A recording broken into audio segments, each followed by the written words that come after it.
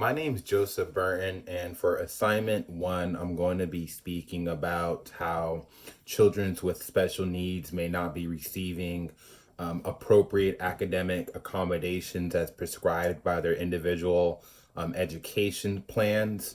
What we're seeing is parents with children with special needs are fearing that the COVID-19 mandated isolation policies and the replatforming of academia will negatively affect the progress students with disabilities gain when they are placed in structured environments while also receiving their individual education plans. So, what's the issue here? So, the issue is that this pandemic is shifting the way that instruction is received through K through 12 as well as in higher education, and is now being held exclusively on online platforms. Now, schools must understand that during these times, students, especially with disabilities, are experiencing detrimental behavioral and cognitive regressions as a result to this shift. It is imperative that instructors and school officials deliver positive messages pertaining to their responsibility they have towards being able to provide equitable educational experiences. So on March 20th, Governor Newsom and the Department of Education sent out reminders to schools and institutions, reminding them of their obligation to comply with anti-discriminatory laws and their obligations to ensure that education is accessible to students with disabilities. This obligation is a mandate established by the Chicago Office of Civil Rights, which states that schools receiving federal funding and that have educational programming online should ensure that students with disabilities and with individual education plans have access to the same educational experiences as compared to their non-disabled peers. This mandate is a manifestation of the 504 policy, which is an extension of the Americans with Disabilities Act passed in 1973. States that no otherwise qualified individual with disabilities in the United States shall solely be reason for his or her disability be excluded from the participation in, be denied the benefit of, or be subject to discrimination under the program or activities receiving federal assistance. According to the National Center of Education Statistics, there are roughly about 7 million, which is about 14% of all children attending school receive federal assistance through this mandate. And to think that a parent who may not necessarily have all the skills to be able to provide their child with all of the resources that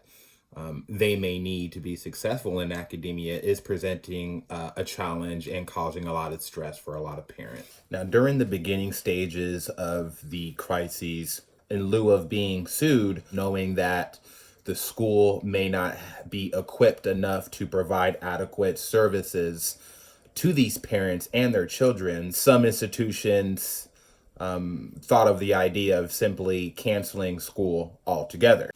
The Department of Education quickly challenged this notion and prompted many school districts to reverse this decision and quickly reminded them that they have the obligatory responsibility to provide services to all students and that they should begin to ramp up efforts in doing so. There's still a significant concern with civil rights advocates pertaining to provisions regarding the COVID stimulus package that was passed by Congress.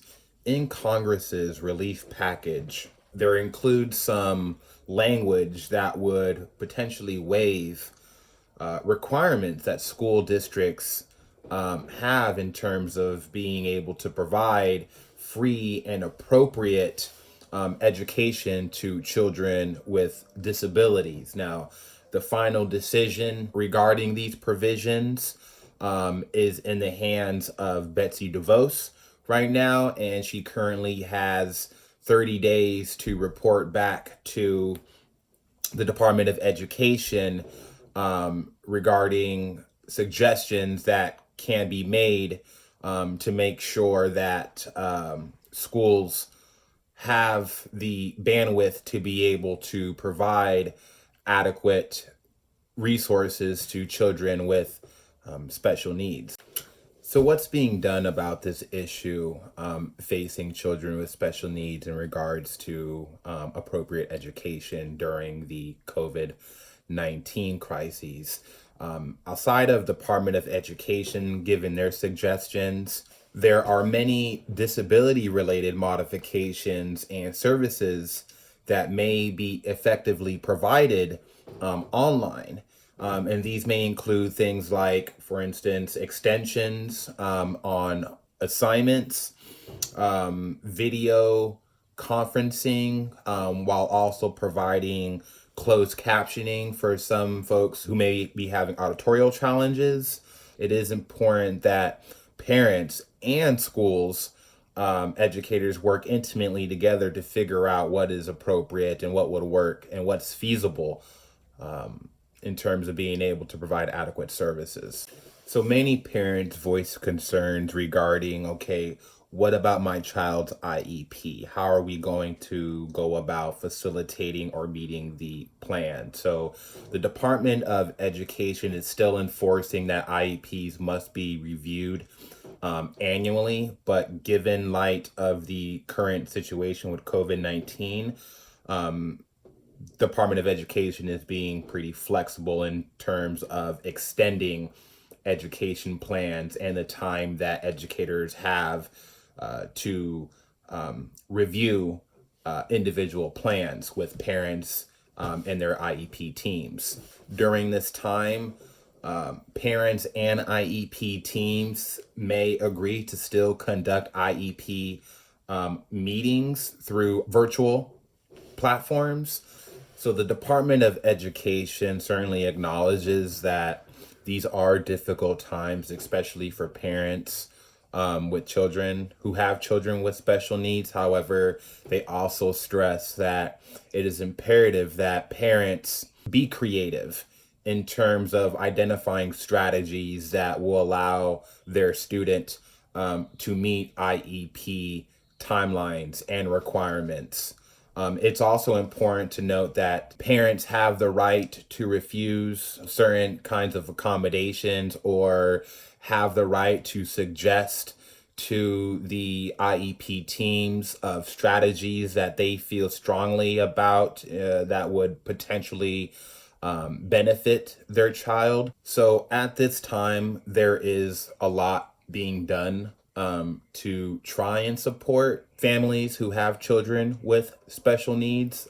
This is very uncertain times. Of course, we have multiple workers and support teams around children with special needs. And unfortunately, for these children, they no longer have the safety nets of support persons around them, and it's the parents' responsibility to now do the work of 5 individuals that a child would normally have at a physical location. So as time moves on, we will hear from Betsy DeVos in regards to what schools would be mandated to provide until we hear from our Secretary of Education.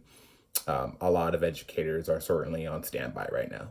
So that's my presentation right now. I thank you for taking the time to listen, and I enjoy hearing the rest of your presentations. Thank you.